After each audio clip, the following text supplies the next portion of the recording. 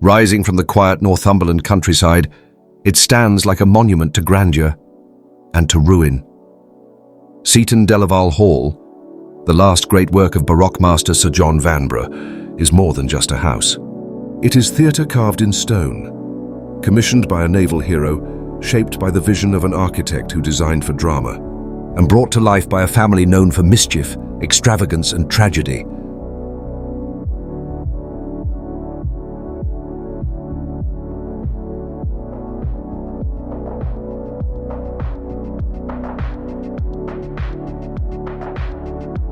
This hall has witnessed centuries of fire and fortune.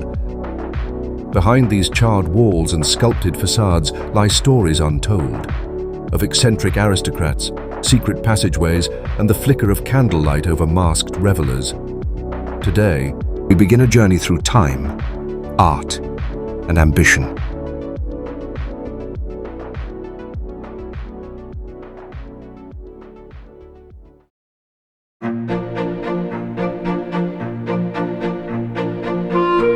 Today, we step beyond the stone and shadow to meet one of Seaton Delaval Hall's dedicated staff members. A long-serving part of the National Trust team, their connection to the hall runs far deeper than daily duties. With a passion for history and heritage, they've spent years guiding restoration projects, carefully cataloguing centuries-old artifacts, and preserving the delicate fabric of this architectural masterpiece. They welcome visitors not just as a guide, but as a storyteller. Someone who knows the creaks of the floorboards, the scent of old stone, and the echoes of the past that still linger in every room. Hello, and welcome to my 15-minute interview. And what's your name, sir? It's Rebecca. Rebecca, nice to meet you. My name's Cyrus. Nice to meet you. Now, there were a few questions I want to ask you. One of them's mainly about the ghost-like topics around here. There's also the history and the tourist attractions. Yeah. I'm going to first probably go into the ghost story part first, as that.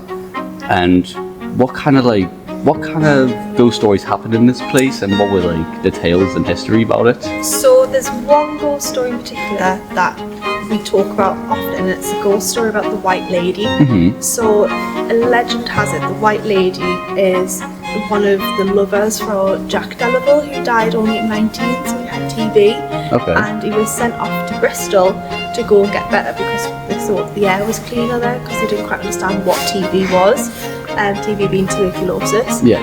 And he was sent via the sea, because that's what they did quite often, especially living by the northeast. And so legend has it she was watching him go out to sea, hopefully to come back one day fully recovered, and he never did. He died unfortunately at the age of 19. So the rumour is that you'll see her wandering along the balcony in the tapestry room, which we have closed off at the moment, and she'll be at the window watching out to sea, waiting for him to come back, but he never does. So that's the story of the White Lady. So I've heard different tales from where the White Lady would be there. That's a bit more scary, that. Yeah, the tapestry room. So it's closed off at the moment. But yeah, so when you stand outside in the main courtyard, it's the right-hand window. Mm-hmm. So it's on the other bit there. So it's not in this bit, it's the other side bit. Okay. So, however, it has been potentially debunked as historic glass. So some people think it's just if you stand at a certain point because the glass is warm. Mm-hmm. But then other people do think there's a bit of a ghostly presence in there. Is there any more ghost stories related about this place? None that's really concrete. Some people think there's stuff in the basement. Right. So the lights flash on and off now and then, like the sensor lights. And there was a bit of a joke saying that could have been the footman or something like that. But we've got no evidence to support that. But the main one is the White Lady. Fair enough. That's the most. Is that what made this place a bit more famous in the future? Yeah. So a lot of people, especially my mum's generation, mm-hmm. so anybody born in the 60s, when you used to pass here, you go, oh, that's where the White Lady is. Would you say, do you think the ghost still remains here to this day, if it did exist, or does? It could do. It'd be a bit sad if she was still wandering the halls, That'd be a bit sad, but if she's content here, if this is a home, maybe. The only thing I would maybe argue against that, people see allegedly the White Lady in the tapestry room, which would have been one of the main households rooms, whereas the servants were kept in the West Wing and the East Wing. So, if anything, she would have been, if she was real, would probably be wandering her own quarters, not Yeah. the main family living quarters. So, but you don't know. You know, you never know. Yeah, that's fair enough. While the whispers of ghosts may stir the imagination, the true story of Seaton Delaval Hall is just as haunting, and far more extraordinary. Now, we leave the shadows of legend behind, and step into the pages of history.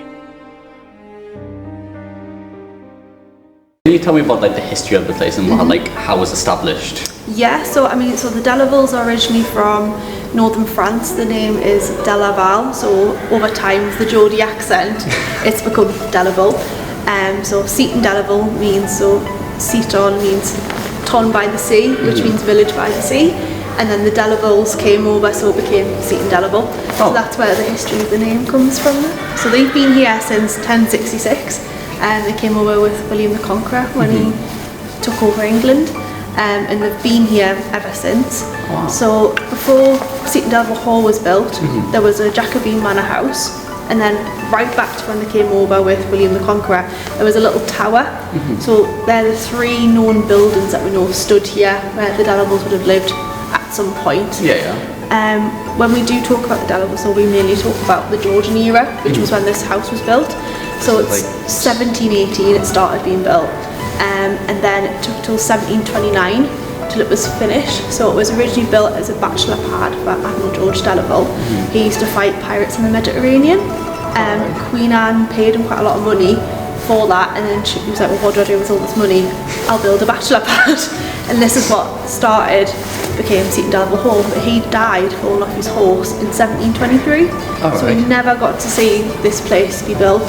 So that got then passed on to his nephew, Captain Francis, another Delaval with a seafaring career, and he married a local lady called Rhoda Reprice. They had 12 living children that we're aware of. They probably had more, but the 12 lived into early adulthood, and that's where we talk about the gay Delavals, meaning gays are like very happy and over the top, because they love Other than how it is now. Yeah, so they love their parties, they love pranks, they love gambling, drinking, eating everything you can think of, horse riding. They just loved life. So that's the side of the Delavals that we kind of talk about mainly. So, I mean, like when I was searching up back like a few weeks ago, I was told like they were very notorious for the pranks, like you mentioned before, and it was either good or bad about what they did. Yeah, so Francis often loved big laughs. So Francis was the eldest son of Francis and Rhoda, so the first two children were named after themselves. So Rhoda was the eldest daughter, and then afterwards Francis was born. And Francis was known for being the absolute party animal, the absolute prankster. They all loved it, but he took it to the extreme. Yeah. So he would often put geese in people's beds. So it was the first time somebody come for a party, he would so we have the upside down room with all the geese and the duck sounds, and then the bird bedroom, and then we have the upside down room, which is the other one where you would go to bed, think nothing of it. Obviously it's quite dark, you're drunk, you don't know what's going on, and then you wake up in the morning and all the furniture's on the ceiling. Whereas what it is, we think it would have been a room within a room, worked on a crank. So it would have just turned around, you would have still been in your bed, but the ceiling would have moved around, so that's how we think they would have done that. So they're the two famous ones. That's quite interesting. Yeah. That's interesting. I'm trying to find the other question I have on my thing right now. How long did they reign Hall for again? So they were in the Hall here for about 100 years-ish. Yes. So the Delavals married into a family called the Astley family, who are from Norfolk. So after all the men had died out, basically, it got passed on to eldest Rhoda's children. So she married a guy called Edward Astley. So this would have been in the very early 1800s. Yeah. So, but it was under their rule that the fire happened. So even though they were Astleys, they were related to the Delavals through marriage. So after the fire of 1822, nobody's lived here.